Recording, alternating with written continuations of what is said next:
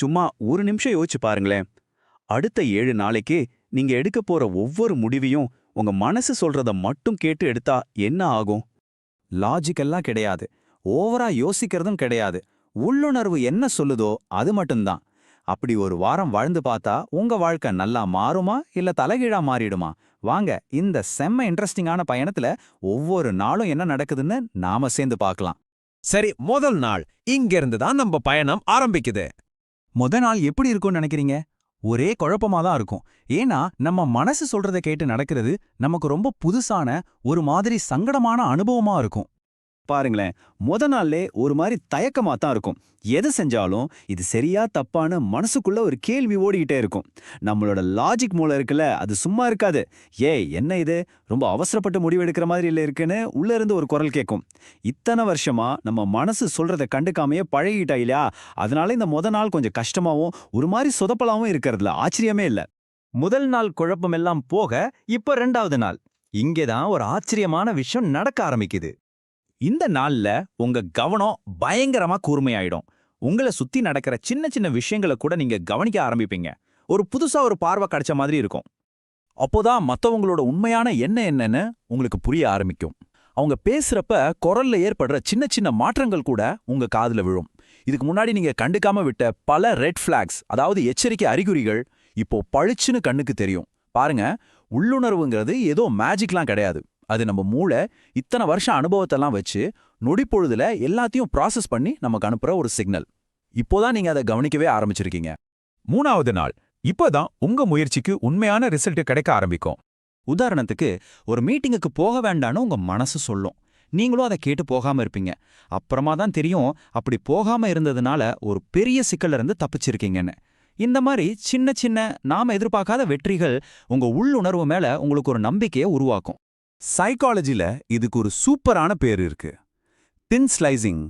அப்படின்னா என்ன தெரியுமா? நம்ம மூளை அதுக்கு தெரிஞ்ச கோடிக்கணக்கான விஷயங்களை வச்சு கண் சிமிட்டுற நேரத்துல நமக்கே தெரியாம ஒரு விஷயத்தை பத்தி ரொம்ப துல்லியமான ஒரு முடிவை எடுக்கும். ஆமாங்க, இததான் நாம உள்ளுணர்வு, கட் ஃபீலிங்னு சொல்றோம். சரி, இப்போ நாம இந்த பயணத்தோட ரொம்பவே கஷ்டமான ஒரு இமோஷனலான கட்டத்துக்குள்ள வரும். இது நாள் 4. இந்த மேற்கோளை பாருங்க, எவ்வளவு ஆழமானதுன்னு. உங்க உள்ளுணர்வு நீங்க கேட்கவே விரும்பாத உண்மைகளை உங்களுக்கு சொல்லும். ஆமா, இதுதான் 4வது நாளோட மிகப்பெரிய சவால். உங்க மனசு சொல்லும், அந்த நபர் கூட பழகிறது சரியில்லை, அல்லது இத்தனை நாளா தள்ளி போட்ட அந்த முடிவை இப்ப எடு அப்படின்னு. இந்த மாதிரி நம்மள சங்கடப்படுத்துற உண்மைகளை நாம எதிர்கொண்டு தான் ஆகணும். இதிலிருந்து நாம கத்துக்க வேண்டிய முக்கியமான பாடம் என்னன்னா, உள்ளுணர்வை ஃபாலோ பண்றதுன்னா ஈஸியான வழியில போறதுன்னு அர்த்தம் இல்ல. அது உங்களையே நீங்க தைரியமா எதிர்கொள்ற ஒரு செயல். ஆமாங்க, அது கொஞ்சம் சவாலா தான் இருக்கும். 4வது நாள்ல இருந்து அந்த சவால் எல்லாம் தாழ்னதுக்கு அப்புறம் 5வது நாள் ஒரு பெரிய பிரேக் த்ரூவ கொடுக்கும். உங்க மனச சுத்தி இருந்த ஒரு பனிமூட்டம் விலகுன மாதிரி ஒரு ஃபீல் வரும். எல்லா விஷயங்களும் ரொம்ப தெளிவா, சிம்பிளா தெரிய ஆரம்பிக்கும். இந்த தெளிவு கிடைச்ச உடனே நீங்க எடுக்கிற முடிவுகள்லாம் ரொம்ப லைட்டாவும் வேகமாவும் இருக்கும். தேவையில்லாத மனப்போராட்டமே இருக்காது. அதனால உங்க எனர்ஜி சேவ் ஆகும். உங்களுக்கு செட் ஆகாத விஷயங்களை நீங்க கட்டாயப்படுத்தி செய்யறத நிறுத்திடுவீங்க. அப்போதான் உங்களுக்கே புரியும், அடடா, இத்தனை நாளா இவ்ளோ எனர்ஜியை வேஸ்ட் பண்ணிருக்கோம் அப்படின்னு.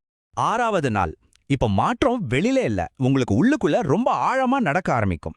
உங்களை பத்தி நீங்களே வச்சிருந்த பார்வை மொத்தமா மாறும். நேத்து கிடைச்ச அந்த தெளிவு இருக்கு, அது இப்போ ஒரு அசைக்க முடியாத தன்னம்பிக்கையா மாறிடும். உங்க மேலேயே உங்களுக்கு ஒரு புது மரியாதை வரும். உங்க அணுகுமுறையிலேயே ஒரு பெரிய மாற்றம் நடக்கும். இதுக்கு முன்னாடி நான் என்ன செய்யணும் அப்படின்னு பதில வெளியில தேடிட்டு இருந்தீங்க. ஆனா இப்போ எனக்கு எது சரின்னு தோணுது அப்படின்னு உங்களுக்குள்ளேயே கேட்க ஆரம்பிப்பீங்க. இதுதான் உண்மையான வளர்ச்சி. இப்போ இந்த பயணத்தோட கடைசி நாள், 7வது நாள், இங்கதான் நமக்கு ரொம்ப முக்கியமான ஒரு விஷயம் புரிய வரும். பாருங்க, நம்ம உள்ளுணர்வு சொல்றது 100க்கு 100 சரியா இருக்கணும்னு அவசியம் இல்ல. ஆனா அதை சுத்தமா கண்டுக்காம விடுறது அதை விட மோசமான விளைவுகளை கொடுக்கும். இந்த சோதனையோட நோக்கமே கண்ணை மூடிட்டு மனசு சொல்றதை கேட்கறதில்ல. எப்போ உள்ளுணர்வுக்கு காது கொடுக்கணும், எப்போ லாஜிக்கை பயன்படுத்தணுங்கிற அந்த பேலன்ஸை கண்டுபிடிக்கிறது தான். சுத்தி இவ்ளோ சத்தம் இருக்கிற இந்த உலகத்துல உங்களுக்கு நீங்களே காது கொடுத்து கேட்கறது தாங்க ஒருவேளை இருக்கிறதுலே ரொம்ப மதிப்புமிக்க ஒரு திறமையா இருக்கலாம். என்ன சொல்றீங்க? இந்த 7 நாள் சோதனையை நீங்க ட்ரை பண்ணுவீங்களா? இந்த விஷயம் உங்களை யோசிக்க வச்சிருந்தா மறக்காம ஒரு லைக் போடுங்க. உங்க கருத்துக்களை கீழே கமெண்ட்ல சொல்லுங்க. இது மாதிரி இன்னும் நிறைய விஷயங்களை தெரிஞ்சுக்க நம்ம சேனலுக்கு சப்ஸ்கிரைப் பண்ணுங்க. அடுத்த முறை சந்திப்போம்.